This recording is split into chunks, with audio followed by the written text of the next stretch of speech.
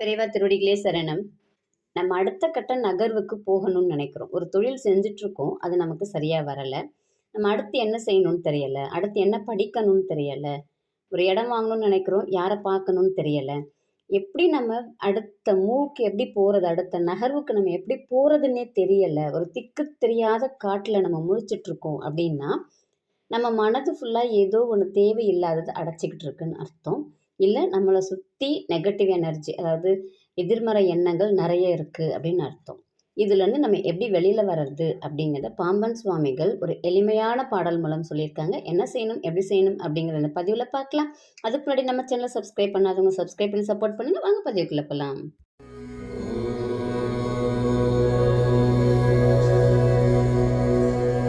முருகப்பெருமானை தெரியாதவங்க அப்படிங்கிறது தமிழ்நாட்டில் இருக்க முடியாது. அப்படி இருந்தாங்கன்னா கூட விரல் விட்டு எண்ணிடலாம். அப்படி தான் இருக்க முடியும். முருகப்பெருமானை தெரிஞ்ச அத்தனை பேருக்குமே பாம்பன் சுவாமிகளை தெரியும். பாம்பன் சுவாமிகள் பார்த்தீங்க அப்படின்னா 12 வயதுலேருந்து முருகன் பாடலை பாடிட்டு இருக்காங்க. முருகன் பாடலை எழுதிக்கிட்டு இருக்காங்க. முருகருடைய தீவிர பக்தர், ஞானி, மகான், சித்தர், என்ன வேணால் நம்ம சொல்ல முடியும். இன்னைக்கு ஃபுல்லாக கூட அவங்கள பற்றியே நம்ம பேசலாம். பாம்பன் சுவாமிகளை பற்றியே கூட நம்ம பேசலாம். இப்போ நம்ம ஒரு திக்கு தெரியாத ஒரு காட்டில் நின்றுட்டு இருக்கோம். ஒரு தொழில் ஆரம்பித்து செஞ்சிட்ருக்கோம். ஆனால் அது நமக்கு நஷ்டம் வருது. அடுத்து எதில் போகிறதுன்னு தெரியல. என்ன வழின்னே நமக்கு தெரியலை. ஒரு வீடு வாங்கணும்னு நினைக்கிறோம். என்ன பண்ணணும்னு தெரியலை. ஒரு வீடு கட்ட ஆரம்பிச்சிட்டோம். ஆனால் அப்படியே பாதியில் நிற்கிது. என்ன பண்ணணும்னு தெரியலை. நமக்கு அடுத்த கட்ட நகர்வுக்கு ஒரு கேள்விக்குறியாக இருக்குது. நம்ம வாழ்க்கை பண பிரச்சனையாக இருக்குது. பணம் நெருக்கடியாக இருக்குது. கடன் தொல்லை அதிகமாக இருக்குது. நோய் அதிகமாக இருக்குது. நமக்கு எப்படி என்ன பண்ணணுன்னே தெரியலை அப்படின்னா, இந்த சஸ்திர பந்தம் அப்படிங்கிறத பயன்படுத்திக்கணும்னு சொல்கிறாங்க பாம்பன் சுவாமிகள். இந்த சஸ்திர பந்தம் அப்படிங்கிறது தொழிலுக்கானதுன்னு கிடையாது. எல்லா பிரச்சனைகளுக்குமே ஒரு தீர்வு. ஒரு 4 வரி இருக்கும். அந்த 4 வரியை நம்மளால் பாராயணம் பண்ண முடிஞ்சிச்சு, படிக்க முடிஞ்சிச்சு, சொல்ல முடிஞ்சிச்சுன்னா சொல்லலாம். நம்மளால் சொல்ல முடியாது, நமக்கு அது வரலை அப்படின்னு நினைக்கிறீங்க அப்படின்னா ஒன்றும் பிரச்சனை இல்லை. அந்த பாடலை ஒலிக்க விடுங்க, காதால் கேளுங்க. அப்படியும் இல்லையா, அந்த பாடல்களை எழுதின வேலை விற்கும். அந்த வேலை வாங்க முடிஞ்சால் வாங்கி வீட்டில் வச்சு பூஜை பண்ணுங்க. அதுவுமே முடியலையா, ஸ்டிக்கராக விற்குது. அந்த ஸ்டிக்கரை வாங்கிட்டு வந்து நம்ம தொழில் செய்கிற இடத்துலையோ, வீட்லையோ, பிள்ளைகள் படிக்கிற இடத்துலையோ, எங்கெல்லாம் பிரச்சனைகள் நமக்கு இருக்கோ அங்கெல்லாம் நம்ம ஒட்டி வச்சிடலாம். தினமும் ஒரு பூவை மட்டும் சொருவிட்டு அப்படியே அந்த கண்ணால் அந்த பாடலை மட்டும் பாருங்கள், அந்த வேலை மட்டும் பாருங்கள். வேறு ஒன்றும் கூட நம்ம செய்ய வேண்டாம். அதுவுமே எனக்கு ஸ்டிக்கர் கிடைக்கல, பூஜா ஸ்டோரில் கிடைக்குது, ஆனால் அதுவுமே கிடைக்கல, பிரச்சனை இல்லை. அழகாக நெட்லேருந்து டவுன்லோட் பண்ணுங்கள். ஒரு பிரிண்ட் அவுட்டு போடுங்க. எங்கேயுமே நெட் சென்டர் இல்லாமல் இல்லை. அழகாக ஒரே ஒரு பிரிண்ட் அவுட்டு போடுங்க. 10 ரூபா தான் ஆகும், அதுக்கு மேலே ஆகாது. எடுத்துகிட்டு வாங்க. எத்தனை போஸ்டர், ஒரு 5 எடுக்க முடியுமா 5 எடுத்துகிட்டு வாங்க. எடுத்துகிட்டு வந்து எல்லா இடத்துலையும் வீட்டில் ஒட்டுங்க. ஒரே ஒரு பூவை மட்டும் அதில் வைங்க. தீபதூபம் காட்டுங்க.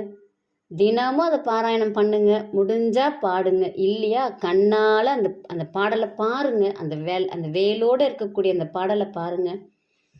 அதுக்கு அப்படி ஒரு சக்தி உண்டு. உங்களுக்கு அடுத்து நீங்கள் என்ன செய்யணும், எப்படி பண்ணணும், யார் மூலமாக உங்களுக்கு வரணும், வரக்கூடாது, எல்லாத்தையுமே முருகப்பெருமான் சொல்லிடுவார்.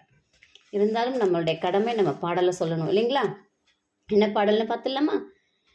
வாழ வேதாந்தப்பா வாசம்பூ கத்தன்பா மாலை பூனே மதிர மால் வளர்த்தே சாலவ மாபாசம் போக மதிதேசார் மாபூதம் வாபாதன் தாவேல வா. இதுக்கு என்ன அர்த்தம் அப்படின்னு பார்த்தீங்கன்னா, தூயவனே, வேதாந்த விலாச கடவுளே, பேரின்பம் எனும் அனுபவத்திற்கு நாயகனே, மாலைகளை அணியும் செம்பொன்னென திகழ்பவனே, வன்மை சான்ற திருமாலுக்கும் வல்லவர்களுக்கும் கடவுளானவனே. திருமாலுக்கும் வல்லவர்களுக்குமே கடவுள். எண்ணகத்தே மிகுந்துள்ள பயனின்மையையும் பெரிய ஆணவாதி பந்தங்களும் ஒழிய ஞானமும் புகழுமுள்ள பரமான்மாவே வந்தருள்க, திருவடி செல்வத்தை தந்தருள்க. கொஞ்சம் கஷ்டமான பாடல் தான்.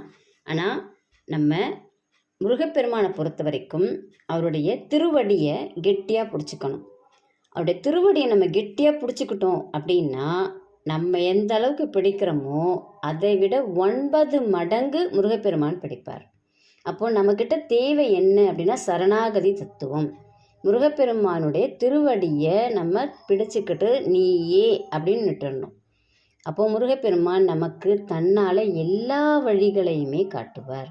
தொழிலுக்கா, படிப்புக்கா, வேலைக்கா, திருமணத்துக்கா, குழந்தைக்கா, செல்வத்துக்கா, கடனடையணுமா, நோய்க்கா, எல்லா வழிகளையுமே முருகப்பெருமான் காட்டிடுவார். நம்பிக்கை மட்டும்தான் இதில் முக்கியம். நம்பிக்கையோடு செய்து பலனடைங்கள். நன்றி, வணக்கம்.